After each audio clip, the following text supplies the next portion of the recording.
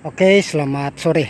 Jadi video yang barusan pagi tadi aku buat tentang dasar mengolah tanah ya, 6 bulan biarkan tanah yang sudah selesai panen tanaman dan kita biarkan kurang lebih setengah tahun atau 6 bulan ya, 4 sampai 6 bulan. Nah, sekarang aku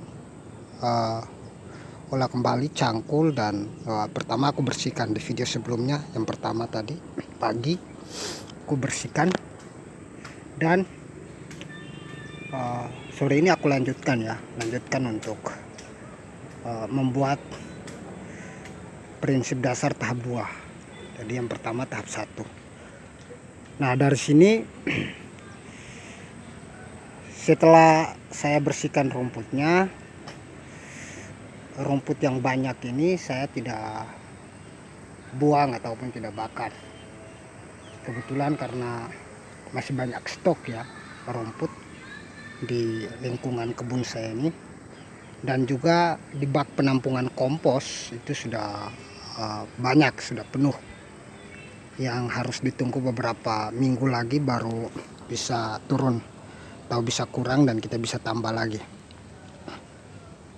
Nah, kemudian rumput-rumput itu aku gunakan untuk dikembalikan kepada tanah. Artinya apa yang tanah berikan kepada kita melalui rumput, suplai nutrisi rumput yang ada, kita tidak pisahkan dari lingkungan habitatnya.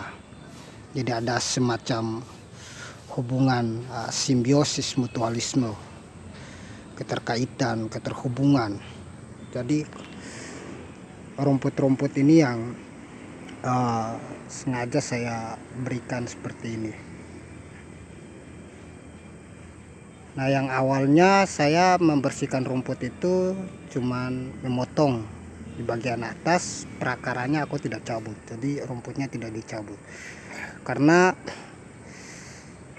tujuannya nanti saya gemburkan tanah, sudah pasti perakaran-perakaran rumput yang awalnya saya potong tidak dicabut itu akan juga dapat digempurkan bersama dengan tanah, ditutup dengan tanah. Yang kedua, perakaran rumput yang subur itu menunjukkan bahwa ada banyak sekali mikroorganisme yang baik yang bisa menghidupkan tanah dan menghidupkan tumbuhan di setiap perakaran rumput itu. Barangkali satu perakaran rumput saja merepresentasi atau mewakili banyak sekali mikroorganisme yang baik, yang hidup. Awalnya ada 10 gulutan ya, ini ada 10 gulutan. Aku matikan 10 gulutan itu aku ubah menjadi 5 gulutan. Jadi dari 10, 1 gulutan karena ini tanah tebing. Aku duduk di bagian bawah, ambil videonya. Tadi aku matikan menjadi 5 gulutan. Gulutannya sudah sekitar besar ya. Awalnya yang kecil ini kan satu gulutan yang kecil. Nah, ini satu juga di tengah, ini kan saluran air, kemudian jalan ya.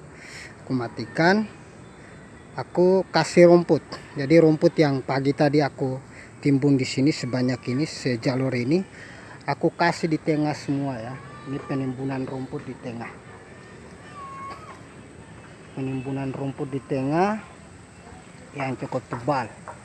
Jadi ini rumput apa saja, beragam rumput, mulai dari rumput yang keras, lunak, ada juga sampah-sampah kelapa, buah yang jatuh, kemudian daunnya, tangkainya, segala macam, dan pelepah kelapa yang lain banyak aku tampung di sini. Nah, ini nanti aku tanam, aku taruh di sini, kemudian nanti ini gulutan ini aku masukkan tanahnya ke sini. Nanti ditutup rumput ini, jadi ditanam. Nah, rumput apa saja bisa ditanam di sini, asal jangan tanam diri kawan-kawan di sini, bahaya. Kalau kawan-kawan menanam rumput apa saja silakan, asal jangan diri kawan-kawan ditanam di sini, bisa jadi hantu bergentayangan nanti. Sorry, bercanda. Jadi, nah, nanti aku matikan menjadi 1 ya. Ini ada contohnya. aku sudah buat. Ini aku sudah matikan menjadi satu, dan ini lumayan besar. Aku sudah buat saluran airnya, jalan, dan ini semuanya di tengah rumput. Ini di tengahnya rumput semua. Ini rumput. Jadi aku sudah matikan satu. Ini bisa satu resbek ini bisa dapat, satu bedengan ini bisa dapat 4 tanaman cabai nih kalau memanjang. Tomat, terong juga bisa dapat 4. Kalau mau ditumpang sari juga banyak, nggak jadi soal. Cuman kan ini resiko tanah tebing. Jadi aku membuat lebih besar menjadi satu. Nah, ini banyak sekali akar-akar kelapa yang sebenarnya baru aku bersihkan di sini tadi. Ini yang baru dipacul ya. Akar kelapa banyak sekali ya. Ini banyak sekali akar kelapa dan keras lumayan. Jadi rumput-rumput ini aku kasih di tengah semuanya, nanti aku benamkan. Nah, tujuannya apa? Tujuannya agar semakin banyak bahan organik yang berada di tanah kita, yang selalu kita berikan, selalu kita kasih, sehingga mikroorganisme mendapatkan cadangan makanan atau simpanan makanan yang bisa mereka makan di situ, bisa mereka urai di situ, bisa mereka jadi hidup di situ.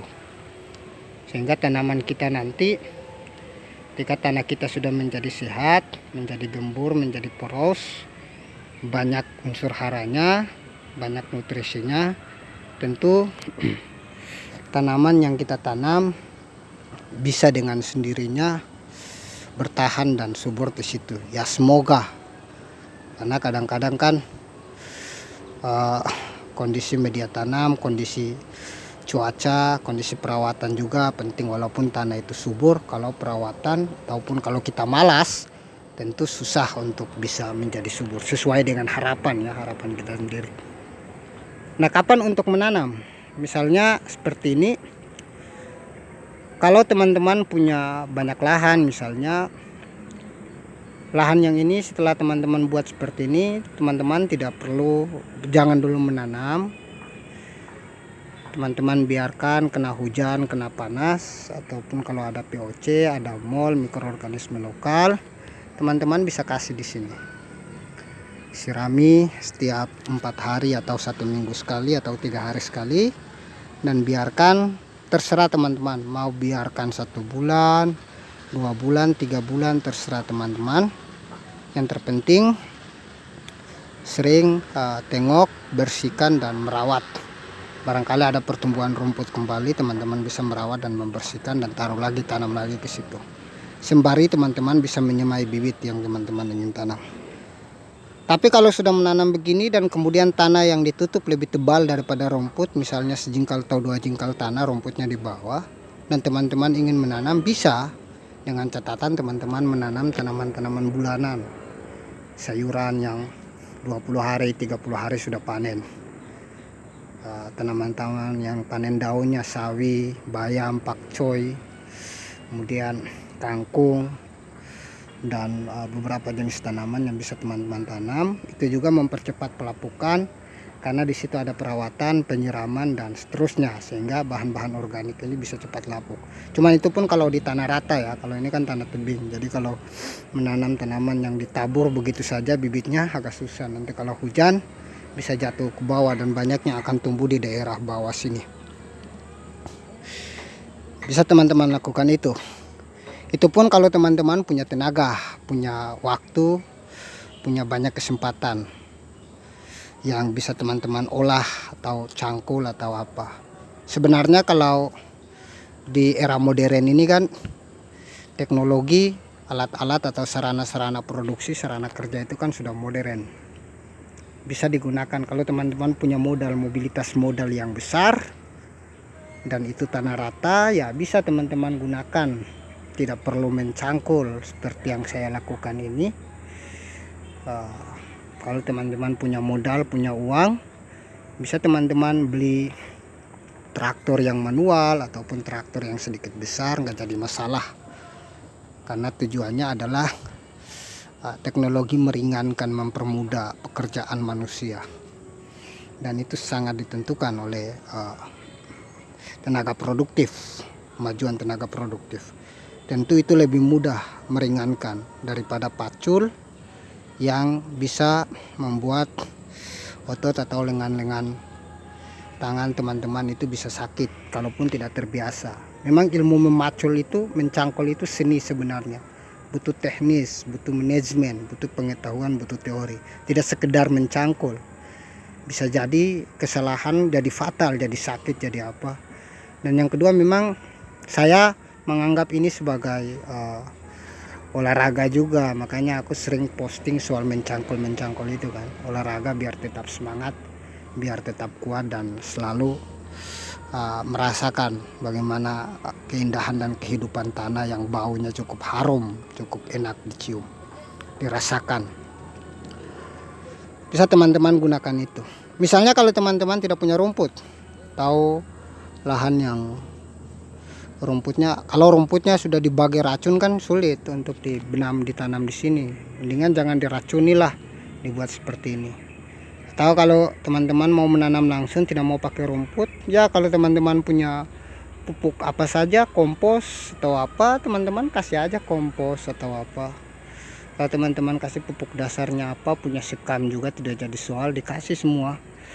Dan terpenting itu bahan-bahan organik yang teman-teman taruh di sini, kemudian bisa seminggu 2 minggu teman-teman bisa tanam.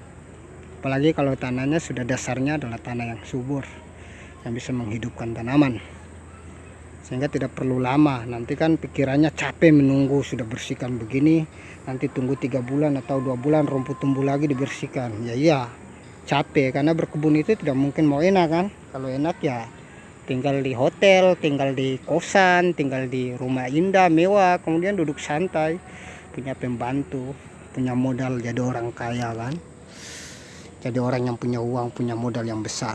Tapi kalau mau jadi petani, tentu apa yang kita perjuangkan, apa yang kita lakukan, tentu semua usaha kadang-kadang bisa saja mengkhianati hasil. Juga semua usaha yang baik kadang-kadang berkahnya ada dan tidak mengkhianati hasil. Nah, selain teman-teman bekerja sekeras ini, memacul, membersihkan rumput di kebun, menanam, juga konsisten dan disiplin menjaga imun tubuh, menjaga kesehatan tubuh, makan yang teratur, minum yang teratur, konsumsi hal-hal yang baik, yang bervitamin, sehingga kesehatan teman-teman tidak terganggu. Karena kalau kesehatan terganggu berpengaruh terhadap aktivitas teman-teman berkebun. Oke, ini di tahap 2 ya teman-teman. Sudah aku jelaskan beberapa manfaat. Nanti rumput-rumput ini juga kelak akan menjadi bahan organik yang bisa mengatur pola hidup mikroorganisme di dalam. Juga akan memperbanyak, mengkulturkan banyak sekali mikroorganisme di dalam yang bisa mengurai bahan-bahan ini, yang semoga mikroorganisme itu bisa bermanfaat bagi kehidupan tanah dan tumbuhan. Nanti video berikutnya di tahap 3 lagi, saya akan memberikan beberapa campuran, beberapa bahan ya ke sini sebelum saya menanam. Jadi kira-kira lahan ini akan saya persiapkan sebagai tahap untuk mengolah tanah yang dasar sampai ke tahap untuk menanam.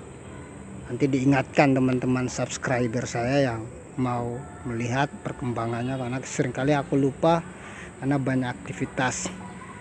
Jadi kebetulan aku sengaja mengelola lahan ini karena lahan-lahan yang ada yang sebelumnya aku pacul sudah beberapa kali sudah aku tanam kacang tanah dan cabai. Jadi setelah ini saya biarkan, biar saya urus yang sudah ada tanaman dulu. Setelah itu baru kita pindah lagi ke sini kan, berarti sudah lama, sudah sekitar 1-2 bulan atau 1 bulan kan sudah cukup. Tinggal kita tanam saja bibit yang kita semai dari sekarang. Sebulan kemudian bisa kita tanam. Yang terpenting kita rajin, rutin menyiramnya. Nah, membuat cara seperti ini bagusnya di musim hujan. Kenapa di musim hujan? Karena bahan-bahan ini cepat melapuk. Berbeda dengan musim panas. Kalau musim panas ya tentu bahan-bahan ini tidak cepat melapuk. Walaupun dia melapuk tapi lama. Kalau musim hujan ditutup dengan tanah cepat melapuk, apalagi dia lembab, dia basah terus. Oke teman-teman, jadi jangan lupa jaga kesehatan, bahagia dalam berkebun, tetap semangat dan sama-sama belajar ya dalam berkebun secara organik tentunya. Oke, terima kasih, sampai jumpa di video-video berikutnya. Oke.